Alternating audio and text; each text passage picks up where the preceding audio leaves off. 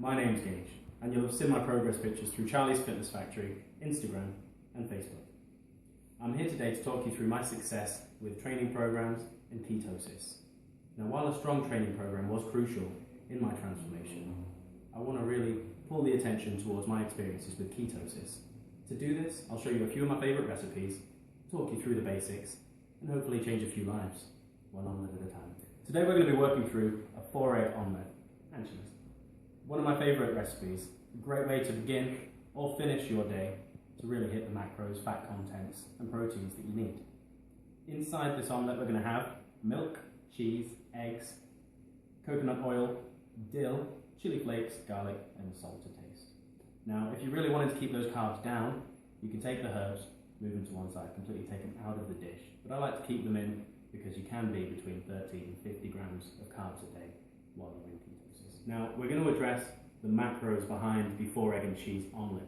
Now, like I mentioned in the previous video, you want to be between 30 and 50 grams of carbs a day, but realistically you want to be keeping that as low as possible. So like I mentioned, you can completely take out all of the seasoning and the herbs from the dish if you're really worried that you're going to kick yourself out of ketosis. But in particular, this dish as it's laid out in front of you today, the 4 eggs, the cheese, the coconut oil, herbs and the milk especially, comes to about 800 kcal in total, 800 calories in this one dish. You've got 55 grams of fat, 12 grams of carbs and 50 grams of protein.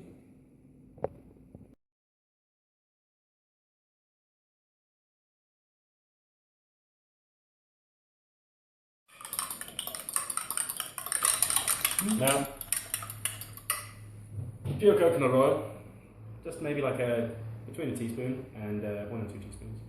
Straight into the pan. That's going to create a lot more liquid than you think it is, but that's great. The reason that I've chosen 100% pure coconut oil is because it's about 5% higher in fat than normal cooking oil. And with keto, that is pretty much what you want. Now we've mixed everything together besides the cheese. So we've got the eggs, the milk, the seasoning, all into your container. You mix it together, and when the pan's hot enough, it's all going to go in. Now to test when the pan's hot enough, you're going to bring it up on a high heat. The eggs themselves are really quite binary, so they should stick to your utensil. You're just going to put a drop in, and that's sizzling nicely. So we're going to drop the whole thing in. And that's going to create a pretty solid base. We're going to leave that alone for maybe 60 seconds just for the base to form, and then we're going to start moving it around. A bit of temperature control is crucial with these omelettes. Little trick I picked up, take it on and off the heat if it looks like it's going to burn, or if it looks like it's undercooking. Mix it up.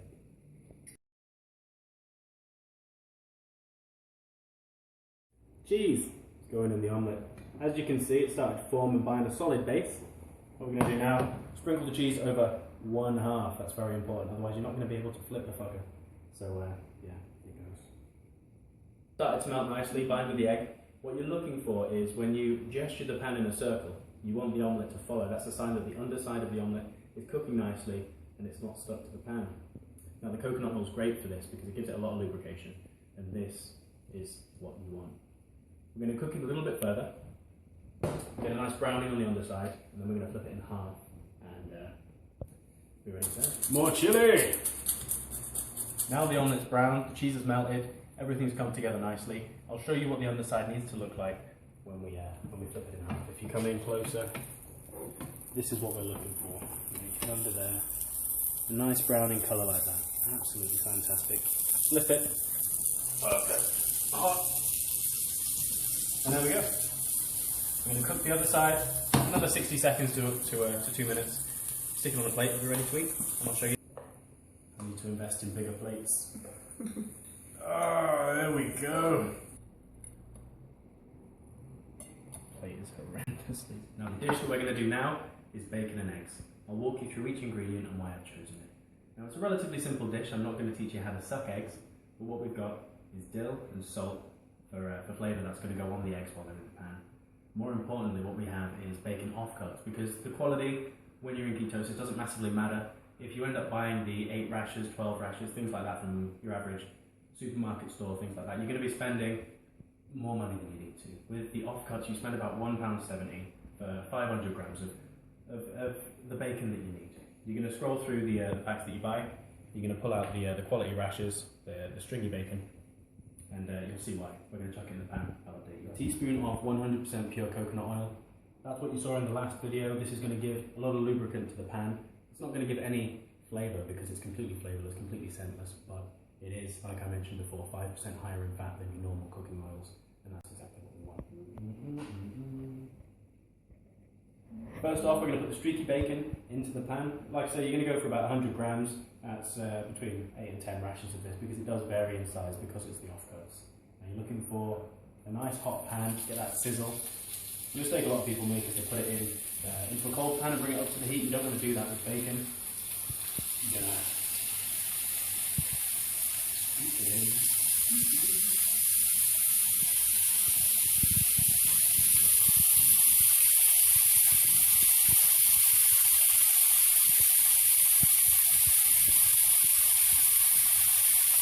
Now that the bacon's got nice and brown, I'll show you here.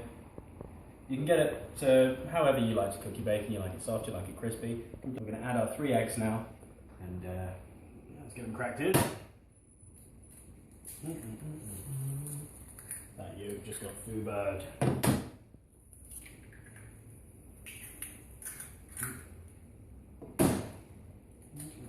What I've just done is I've added the dill to the eggs, a little bit of salt as well.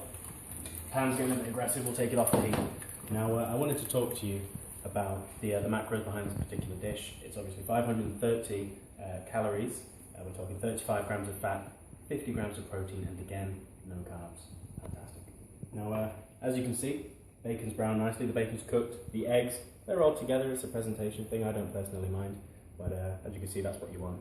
With the dill sprinkled on there, it gives it an alright presentation. We're going to dish it up. And I usually have this for breakfast, or at least during keto I have this for breakfast every day. Right, now what I'm going to do is walk you through the recipe for Gage's signature coconut chicken curry. Now I've been giving eggs way too much credit up until this point, so we're going to show you a dish that actually doesn't have eggs in it for a change.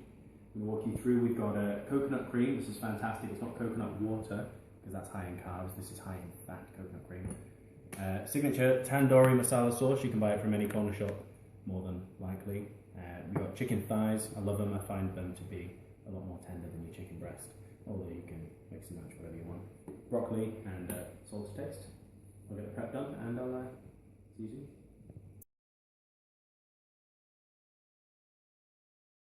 I want to mention the macros in the signature coconut and chicken curry.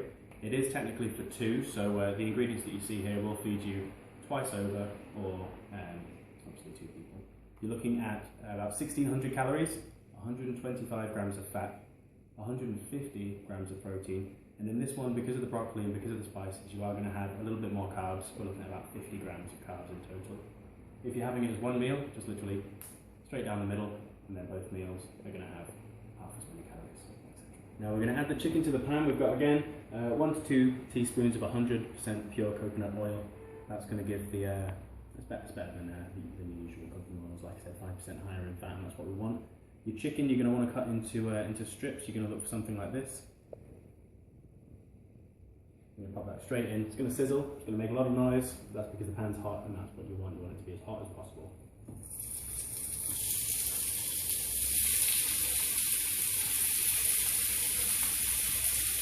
Leave the broccoli out. We're going to add that later. Next step, we're going to add the curry powder.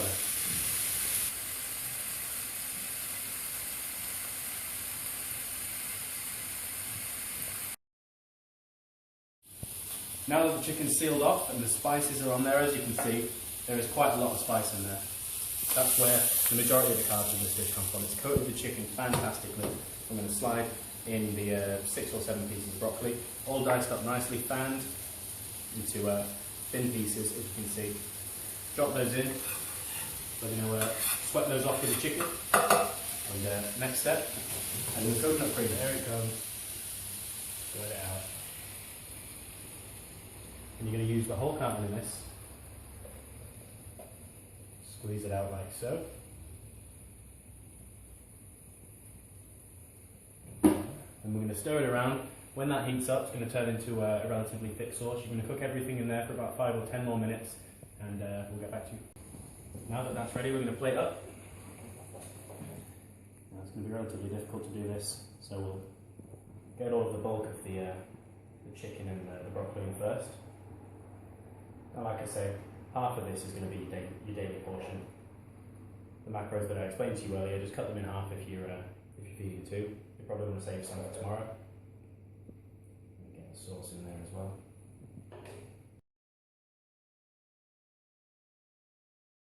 Right. I hope you all enjoyed the recipes that we went through today.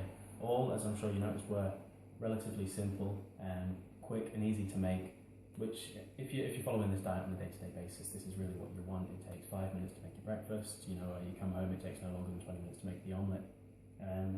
The meal prep I really thought through quite well. I want to touch as well on why keto. Why did I choose keto?